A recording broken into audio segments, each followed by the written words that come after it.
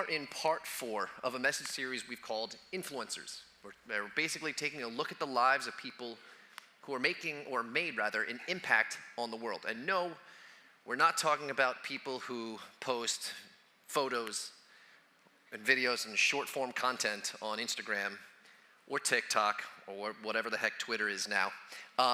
We're not talking about those people. We're talking about men and women who made a profound impact on the world because of their faith, because of what they believed, because of how they trusted God, and how they saw their lives in God's hands. They took their faith, and it wasn't just like a compartment, right? Just a little chunk of what they did. It was all of it. It was the groundwork for everything they chose to do.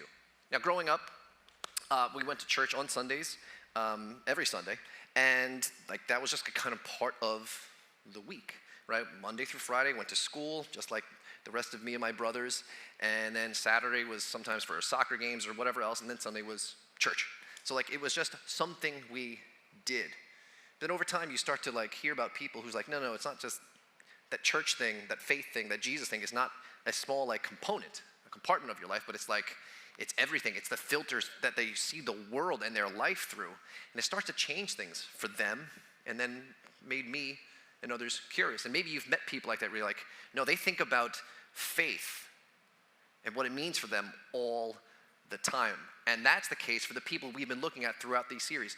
Their faith made an enormous difference, not only in their own personal lives, but in what they did with their life, how it affected people and the world. In week 1, we talked about a guy named William Wilberforce. He's responsible for basically the abolition of the slave trade in England and later slavery. But at first he wasn't that guy. He was just a successful, young, wealthy, like politician in the world of politics in England. And at some point he became a follower of Jesus. And he felt like he was stuck and he had to make a decision. Do I pursue this religion thing? Do I become a pastor, a minister? Or do I stay put where I'm at? And he had this chance meeting with a very intelligent person who happened to also be a follower of Jesus, a Christian. And he's like, look, this is the question you really need to ask yourself.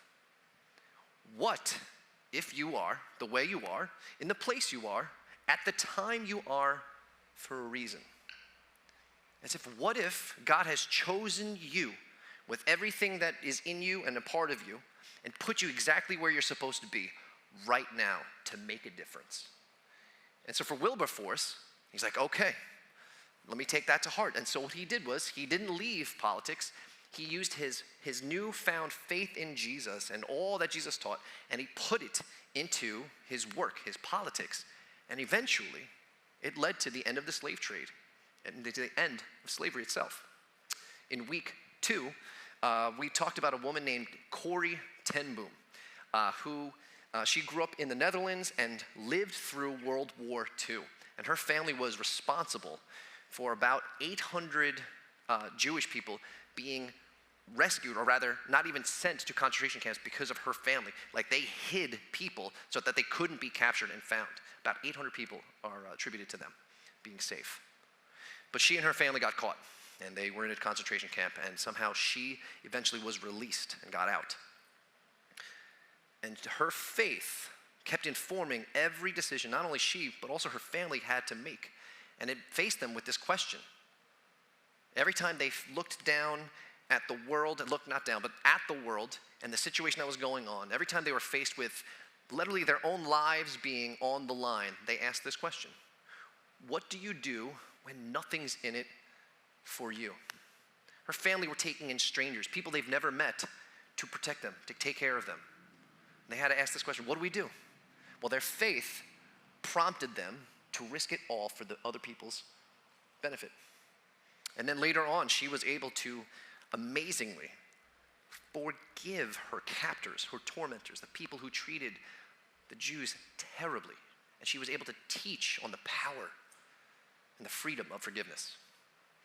Last week, we looked at Jackie Robinson, an incredible athlete, but also a person of faith. And his faith made a humongous difference. You see, he was going to be the first black man to play Major League Baseball, which at the time was difficult because they weren't allowed. And he entered this arena, and he was going to be met with insults and shameful things that people are going to hurl at him. And his mentor asked him, like, do you have the guts to do this? Do you have the guts to do this? In other words, what he was asking him is, what does strength look like to you? Is it power? Is it might? Is it the ability to push back when somebody's pushing on you?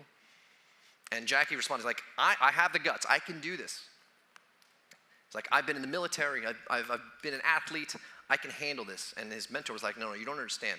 I'm not asking if you have the strength to fight. I'm asking you if you have the strength to not fight, to not push when you're being pushed, to not respond when insults are being thrown your way. What we uncovered there is that real strength looks like this. It's power, but power under control. Now, if you've not heard these messages, I want to encourage you to go back and watch or listen to them because they're awesome. And I can say that because Lou gave them and not me. They're genuinely awesome, so please do that. Now, this week, we are going to take a look at another person whose life was made different because of their faith. It wasn't just a compartment, a little thing that sat on the side and they touched once a week when they went to church. It made all the difference for them, how they lived, and it changed the world to some degree. And we'll get to that.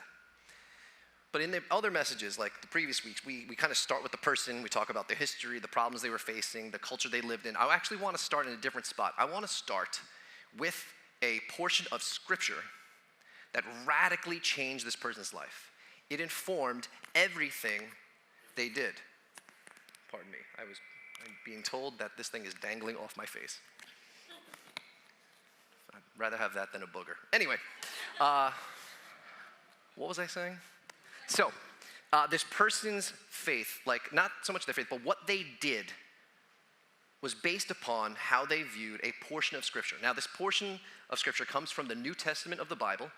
Now, that's the portion of the Bible that deals with Jesus, his life, his death, his resurrection, and the disciples, his followers that came after that started the church. Not necessarily this church, but the global church. But we're going to take a look at the Gospel of Matthew. Now, Matthew was this writer of this book, this account of the life of Jesus. He first wasn't a follower of Jesus. He was just a Jewish tax collector living in the first century, occupied by Rome. And it's kind of an amazing story, but basically he became a Jesus follower when Jesus was like, hey, you, follow me. And he's like, all right. So he gave up this wealthy, like this lucrative job to follow this kind of unknown rabbi, which was probably a good thing for him because people in that day hated tax collectors. So it was good for us because as a tax collector, he was probably meticulous with taking notes, and he recorded this account. And we have the Gospel of Matthew, this life, this book that details Jesus' life because of this guy. So now, we're going to go to the 25th chapter of Matthew, which is pretty close to the end because that's only a book that has 28 chapters in it. It's a lot of detail, forgive me. But it's important because now Jesus is starting to say things that are different than like earlier where he was kind of just taking care of people and teaching about God. He's now saying things like, I'm going to be leaving for a time. All right, I know you my close followers, you're kind of used to me being around, but there's going to be a portion of time that I'm going to be gone for a while. And you're going to anticipate me coming back. You're going to want me to come back. And here's how you can best prepare for my return. You can take any of the good that I have shown you. If I have taught you anything worthwhile, if I've shown you how God is and it's meaningful and different and important to you, I want you to take all of that and do something with it. I want you to be productive. I want you to take these things I've taught you, the ways in which I've asked you to live and shown you how to live, and I want you to show others. Do that. Be productive. That's what I want you to do. And that's kind of the general message he's been giving to his close followers. And then he tells this story. It's a story that's not necessarily a true story. It's a made-up kind of story, but it has lots of meaning for lots of different kinds of people, which we'll get to. And it starts like this. Matthew chapter 25. It says, again it will be, which is a weird way to start a story, but he's talking about, when I'm going to be going for a while, and then you want me to come back? What's happening? Like, where's God and all of that? That's what we're talking about right here. He says, again, it will be like a man There it is. Like a man going on a journey who called his servants and entrusted his wealth to them. You can already kind of feel the parallel going on there. He's like, I'm going away for a while. You're going to want me to be there. He's like, now I want you to think about a man going away and giving his servants the wealth that he has, and he's entrusting it to them. He wants them to do something with it. And the story continues. To one servant he gave 5 talents, to another 2, and to another 1 talent, each according to his ability. Then he went on his journey. So, this wealthy guy, this business owner, powerful man in this story, he calls together the people that work for him. He's like, look, I'm going to be going away, maybe on vacation, maybe on a visit trip, we don't really know. But he's like, I want you to take a portion of my wealth and do something with it. That's what this word talent means. It wasn't like, talent, like, here's the ability to juggle and ride a unicycle. That's not what he was referring to. He was referring to a portion of money. Some scholars estimate that it was like 6,000 days worth of money was one single talent, like 16 years, like wages was in 1 talent. So one guy gets 5 of those, which is like, what was that, 80 years worth of money? One guy gets 2, one guy gets 1. I don't know if they argued, but basically they had this huge amount of wealth. And he's like, here, take it. Do something with this. Take my money and build with it. Do something when I am gone. And the story continues.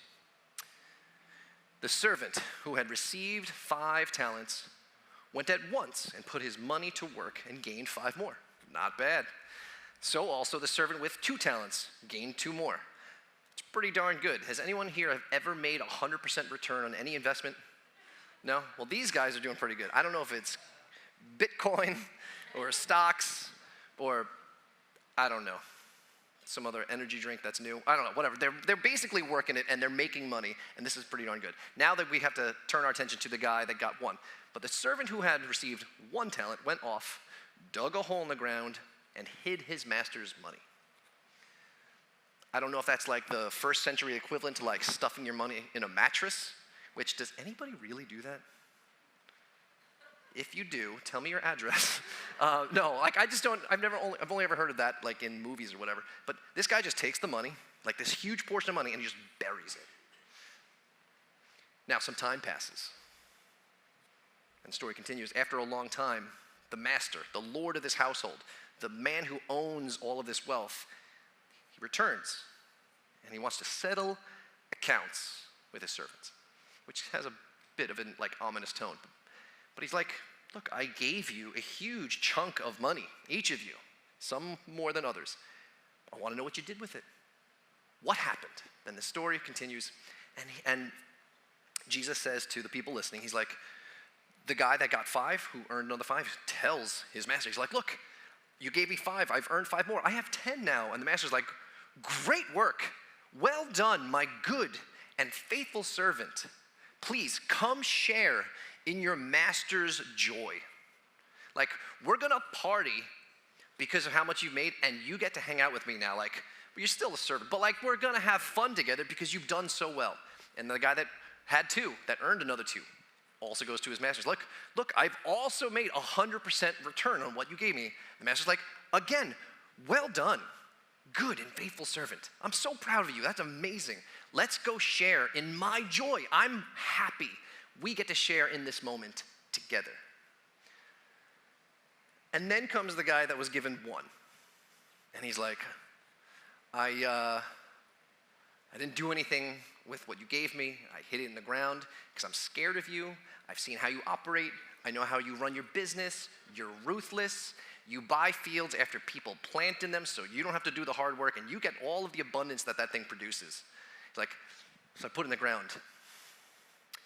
How do you think the master responded? He didn't say, well done. He was like, you wicked, lazy servant. Wicked, not so much as like you're straight up evil, but rather, you're no good. Like, you did nothing?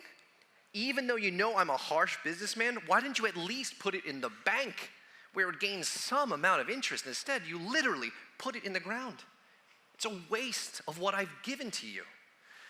And then there comes a punishment. And the businessman says, take whatever I've given this guy and give it to the guy who had 5 and made 5 more, and then throw this guy out into utter darkness where there'll be weeping and gnashing of teeth, which basically means like suffering and crying and despair, which is a pretty harsh punishment. Basically, he's like, get this guy out of my sight. I don't want him near any of my assets anymore. And that's the end of the message today. No, so Jesus is telling this story because there's a couple people in his audience he's trying to reach. One, it is a bit of a warning. There's no doubt about that. The warning was meant, though, for the religious leaders of the day because they were given responsibility. God entrusted the spiritual life of the people, of the Jewish people of that day, to the leaders. And he's like, what are you doing with what's been given to you? What are you how are you handling this? Are you making God easier to understand for people? Or are you putting more and more burdens on them with the way you teach them and what you say to them? But there's also this timeless message that was for a lot of the folks there that has been going on for centuries, for 2,000 years. And it's this idea that you and I don't actually own what we have. That you and I, we're not the owners.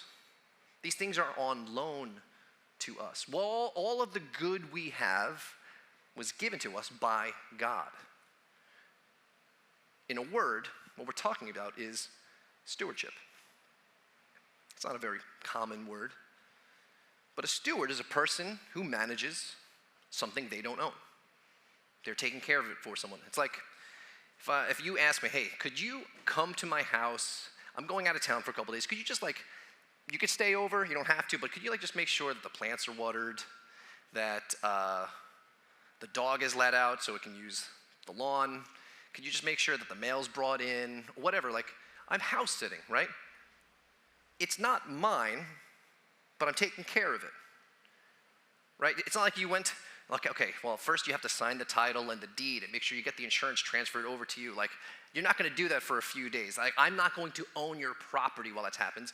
I'm the property manager. I'm the steward of your realm. I'm taking care of what actually is owned by you. This idea is what Jesus is talking about. He's basically saying, hey, everything that you have, all that is yours, what if you start to see that as not yours, that you're not the owner, but in fact, you're a steward, and that God has given you what you have. Now, I think this is probably difficult for many then, and for sure, this is definitely difficult for us today, because so many of us, we work so hard to have what we have, right? We're told to push, to strive, to earn, and there's nothing wrong with that. And I think it's very okay to celebrate what we achieve. But there is this shift that can occur, a mindset that can be had, where we start to view the things we do have, even the things we felt like we have earned, as all belonging to God. And we get to be stewards of it.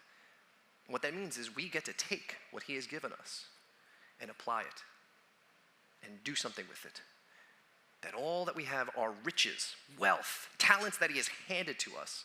And at some point, he's going to want an account of it. Not so that he can punish us, so that we can share in his joy because we've done something with what we were given. And that idea, this concept, stewardship, it causes all of us to ask a question. What will you do with what's been given to you?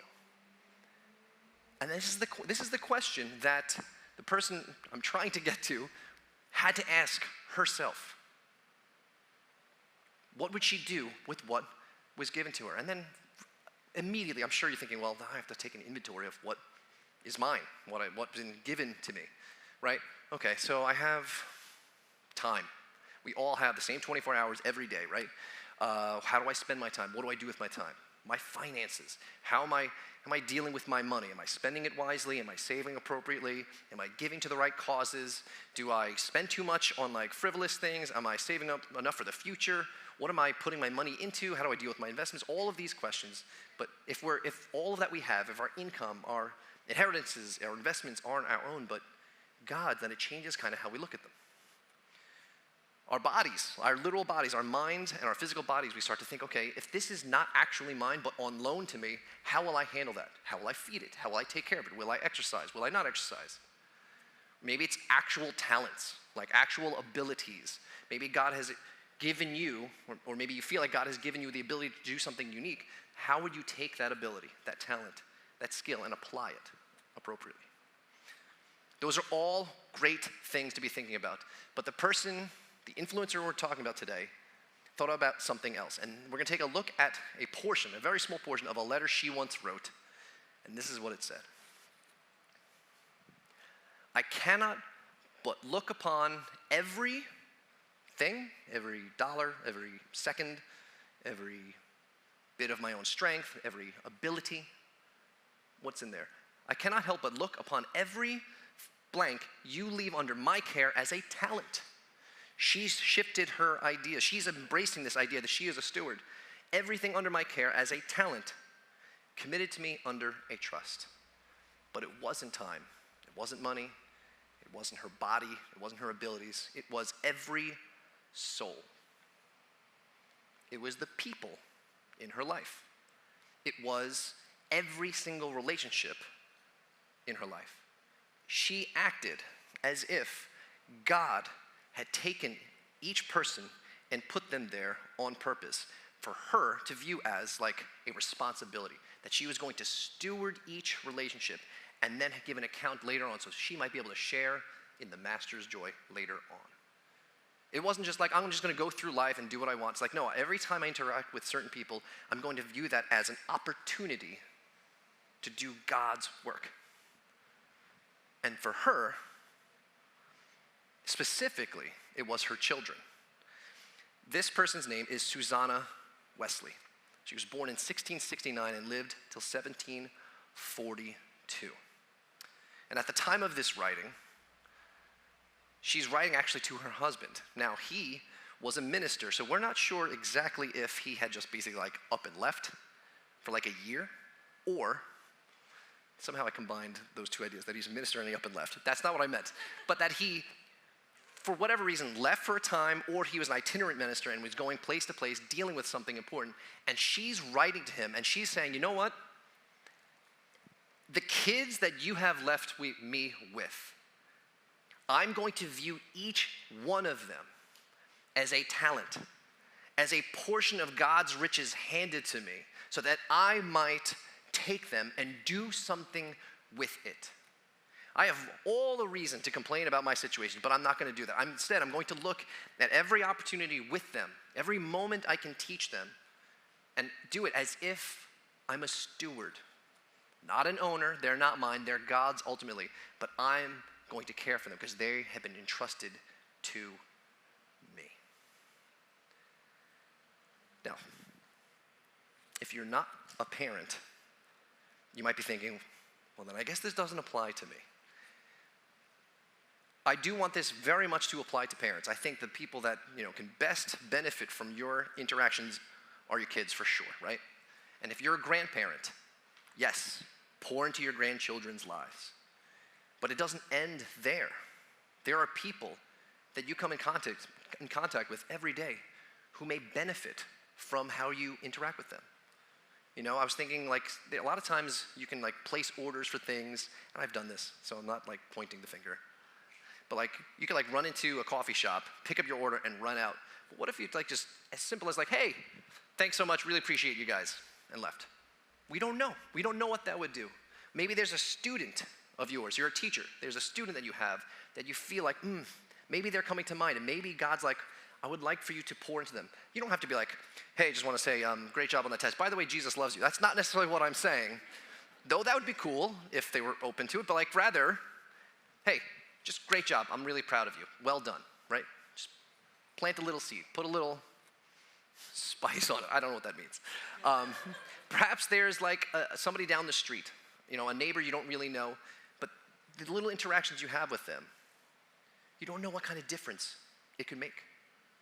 Maybe God has put people in your life, whether it's close, family, people right there, a spouse, or maybe it's wider than that. But here's the thing. In a letter that the Apostle Paul wrote, he talks about how like there's this groups of Christians like saying, "Oh, I follow this guy. He's the better leader, and I follow Paul or I follow Apollos." And he's like, "Look, it doesn't really matter who you follow." And then this is the point I'm trying to make. He says, if Paul plants a seed or if Apollos waters, as in like we each do our part, it's really up to God for the growth. He's like, don't be overly concerned of the return that you think you're going to make on this, but rather just do your part. Be faithful with what you've been given. Be the steward of everything God has given you. And that's what Susanna Wesley believed about her position in life. She was a poor woman raising several children when her husband was away, and she's like, you know what? I could be down and out about this, but I'm going to choose to look at each of my kids as an opportunity to steward them, to take care of them, to raise them. And here's what's fascinating. Susanna Wesley, some of you may know this, she was the mother of John and Charles Wesley. If you don't know who that is, those are two guys that started basically like the Methodist Church, a branch of Christianity that has impacted millions and millions of people across the world. And it wasn't just like a religious thing. Like they took upon themselves some very practical things. They would go into prisons, places where nobody would want to go, and they would like minister to these people and bless them. And not just with like Bible teaching, but like try to get them to be whole again. So for a lot of folks, if you're incarcerated, like that's what you got what you deserved. They're like, no. Every single person has value because God says so, because Jesus says so. These two guys and the Methodist movement and the Wesleyan revival, based on their last name, was responsible also for pushing the abolition of slavery forward. These guys had very real impacts on the world. Now there's countless Methodist churches across our country and the world. But behind those two men was this woman. And she wrote that letter when they were just 7 and 3 years old. She didn't put that thought together like after they were successful and was like, well, the reason why they're so great and how they did so much was because I decided. No, they were children. Their futures had not even been written yet in their minds. She had no idea the impact they would make. So, who is it for you? Who has perhaps God put in your care, whether directly or indirectly, as a talent, and entrusting you with his great wealth? A person, a relationship is great wealth to him, and he's put it in your hands to take care of. You see, she didn't ask simply, what will you do? Nope, next one. What will you do with what's been given to you? But she asked an additional question. What will you do with who has been given to you? Because we don't know what's down the line. Hopefully, maybe someday we will find out that our greatest or your greatest impact on the world may not be something you accomplish, something you do, but someone you influence, someone you raise, someone you take care of, someone you pour into, someone you mentor, someone you coach, you teach, you treat kindly. And perhaps, after all, a long, long time, we might hear the words, "Well done, my good and faithful servant."